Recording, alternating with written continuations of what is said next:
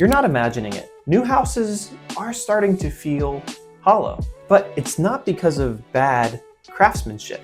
Today, we're going to explore 4 major design changes that will explain why the brand new homes can make you start to feel uneasy, and maybe some simple ways to fix it if you already have one of these houses.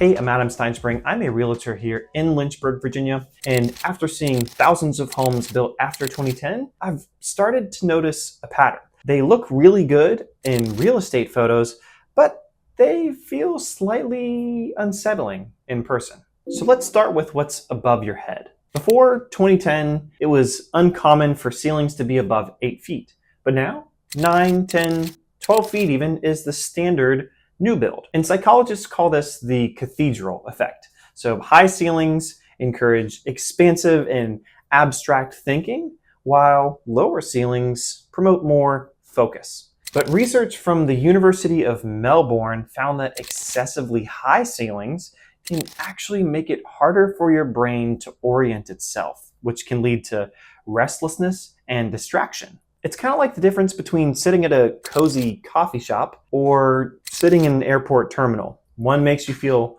grounded, while the other one makes you feel like you need to fly, pun intended. Now on to walls, or the lack thereof. Open floor plans, again, became more of a standard in 2010, even though they existed previously. And again, they do look really good, but they create something that psychologists and acoustical engineers call sound bleeding. Studies of open floor plan offices show that they raise stress hormones and increase mental fatigue by up to 25%, and that's in a workday. If you're at home, this effect is constant.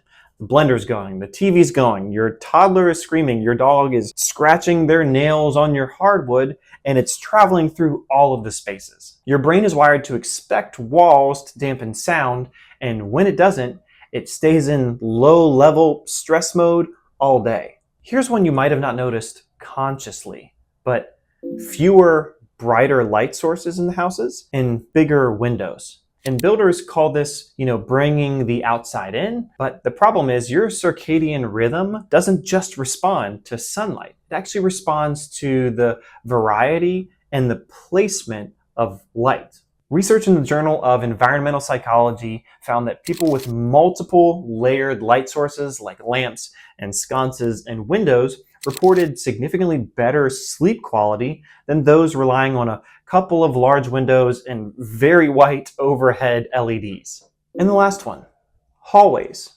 They've almost disappeared. Developers call this wasted square footage, but psychologists call these transition spaces. Basically, these are mental zones that help you reset from your public life to your private life.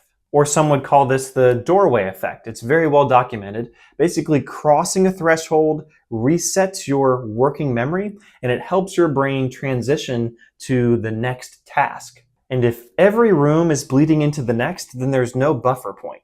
That means less privacy, more tension, and not really an option for an off switch. I actually saw this play out firsthand. I held an open house once. It was a new build, but it had some old style to it. So the ceilings were about 8.5 feet, and it was a little bit more divided, even though it still had some of the open concepts. And one couple came in and said, we actually came to this one because even though it's a new build, it still had some of the old-timey feel. And it wasn't the finishes. They couldn't really explain it architecturally, but obviously we know what they were sensing. With that extra bit of division and almost human scaling, it felt better to live in. It's actually the same reason that some of the buyers I work with light up when we walk into a Rivermont home that was built in the 1920s. They say it feels warm even though it's way smaller, feels cramped, and definitely not as modern. And then when we go tour a forest home from 2018, same price, even maybe double the square footage, but they pause and they can't pinpoint why, but they feel uneasy. And obviously we know now some of the reasons this may be happening to them, whether they are consciously aware of it or not. Now, if you have an open floor plan, don't panic. There are plenty of ways to solve some of these problems. So for the ceiling height, you can add some pendant lights or maybe some wood beams to break up that space.